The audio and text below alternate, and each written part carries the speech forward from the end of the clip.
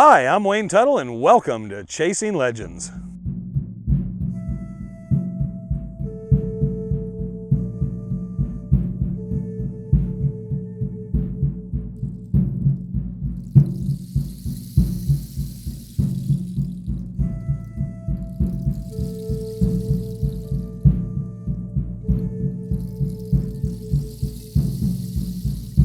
Welcome back to Chasing Legends. Please hit the subscribe button, hit the notification bell, leave a comment. If you want to leave a comment, go to the About section, order a t-shirt, Dutch Hunter Rendezvous, Legends, Superstition Mountains, black, gray, long sleeve, short sleeve. Getting good at that. Today you're going to notice a little background noise out here.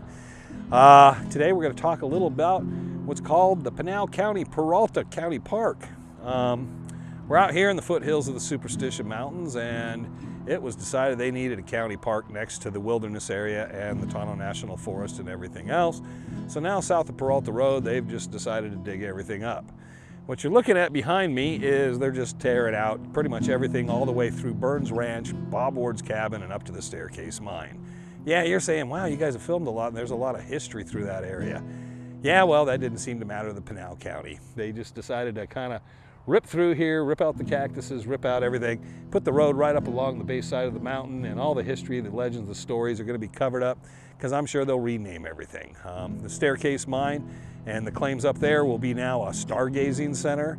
The host cabin will go in near Bob Ward's cabin where it was. We'll see if they dig anything up. Who knows what blasting caps or bodies or anything else they might hit along here. But kind of the controversial and the side we all have to wonder here is, what made this just such a great idea? Because it was open land. It's a section of BLM land inside state trust. People came out and utilized it four-wheel drive. They came out, did some shooting. There wasn't really, you had a national park or a national forest and a wilderness area and park right here. You had the Lost Dutchman State Park on the north side, but they saw fit and need to put this in here. Now, we have ranches, we have fence lines with the National Forest, but now we're going to have fences with the county land and the state trust land. So we're just adding more and more boundaries here. What does that mean? Well, for me and you, it means we can come on in here. They'll improve the road. It'll probably be paved roads all through here, little camping RV hookups. So you can park your RV, sit in the shadows of the Superstitions, look out and say, what a beautiful view. They'll also probably build houses right up to the eastern edge of the park eventually. They're supposed to expand this park all the way across Peralta, possibly up to the National Forest, which means they're just going to keep plowing under the prospects, the history, and all the things that are out here because, to be honest, some of the stuff we know that's out here, they're not even paying attention. It's not even going to slow them down. Pit houses? Who cares? Hohokam Salado? Who cares? Who cares what happened out here, where, when, in the rich history? Because now it'll just be changed. Just like across from me, the Apache Kid Cave, which had a long storied history, books written about it, and it's now the Wave Cave. Well, this is the wave we're going into. We keep going in and just taking, they talk about preservation, conservation of things. Well, if you're looking behind me, you see big old tractors and stuff, and they're just ripping stuff out and just shoving it to the side. There were already roads out here, but the park had to run through the mountain here. So they're going through the base of the mountain across the wash, and like I said, they're going to drop right down into Burns Ranch. This is the area where Henry DeCook committed suicide, Helen Burns committed suicide. There's UFO stories, there's Bigfoot stories, there's treasure stories, there's gold stories, lost mine, Jesuit stuff, Chuck Crawford's Jesuit missions up on the hill up over here. They're just going to pretty much eliminate all that stuff. Whether you believe it or not, it's historical in it's a certain aspect. And people fought this, and it's just going to happen. There's nothing we can do about it. But it's good to look at what happens. People are gonna say, well, we're gonna have handicap access. Well, I'm sure that's good. Let's just put handicap access all the way to Weaver's Needle, because why do we need a wilderness area? Well, one of the things I'd like to point out is we're going to push the cattle out of here, so this will become overgrown, or else they'll have to clear it. It'll probably catch on fire and burn up pretty fast. But additionally, who's notified the bighorn sheep, the mule deer, and the javelina about the barbed wire fences they're about to put in to keep them out of the county park, because you have to pay to come in here. So, and I don't think they're going to be give year permits. They're going to have to go in through the gates, I guess. I don't know how this is going to work, but it's got to be disturbing to all the wildlife out of here, because they generally cover mountain lions, mule deer, all these groups of animals cover a lot of ground. And now they're going to just suddenly find out a certain area is just off limits. They can't get in there anymore. Again, it's just the need it's just unnecessary. It would seem more like they would be looking at the preservation of land and not putting asphalt and parks and buildings and bathrooms and all this stuff in. And there are those of you going to say that's progress. Who really cares about it? Well, nobody cares about progress to a certain point when someone reads books and realizes those things. There's some pictures remaining of them, but all those things were unnecessarily eroded and taken away. There's plenty of parking at how many trailheads, how many campgrounds, how many parks around associated here. But we needed to do this. We needed to take the federal money, rather than put it towards people who are in need right now, we needed to take that federal money, designate it, and build a county park. And it just kind of, to me, just sucks, because I look at the history, I'm hearing the history.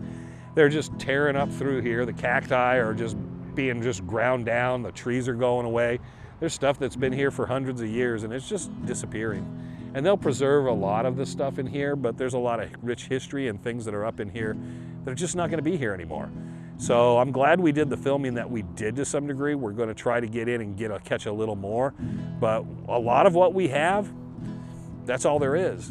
And what actually gets kind of ridiculous is they made them take out Bob Ward's cabin. They were going to take it down and just haul off the lumber, and a group of people came in and preserved that cabin. Well, they took it out just to come in here years later to put a county park in and put buildings in again. So there was no necessity to really take buildings out of land that they were trying to preserve and bring back to its natural resources, when this is not natural resource. I'm generally, as a rule, I don't see javelina and coyotes getting on front loaders and just kind of grading out the ground. So, but yeah, it's behind me. They got backhoes, they got everything in work. They brought the water supply in. Down here, just before the junction for the quarter circle U and Peralta Road, they're going to run it all the way down here at the base of the mountain. They're going to run it in through here, Burns Ranch, down into Ward's cabin, and then this whole area going south. They got RV parking, they got camping areas, they got hiking trails, they got all this wonderful stuff that they're going to do. But there's going to be, at the most, there might be a monument somewhere to say something. It's that preservation. You're not preserving the superstitions of the Lost Dutchman Mine if you're just burying it and you're just reducing it to nothing, and that's kind of part of what this is. There's just so much history out here. I can't believe we're just pushing it out. But I'm just looking behind me up on the hillside and the fence lines and the staking they're doing, and who knows what they're going to do out here. So to those that welcome progress, well, here's what we get, you know, and we'll put a little B-roll in there for everybody just so they can see a little bit. I mean, they've got a good chunk of it already, and by the end of the summer, this area will no longer be accessible the way it was. It will be a county park, and they're hoping to completion this fall. So it's going to be that quick that they're just going to road and take this away from us. A lot of good people fought, spoke out about it. It didn't really matter in the end.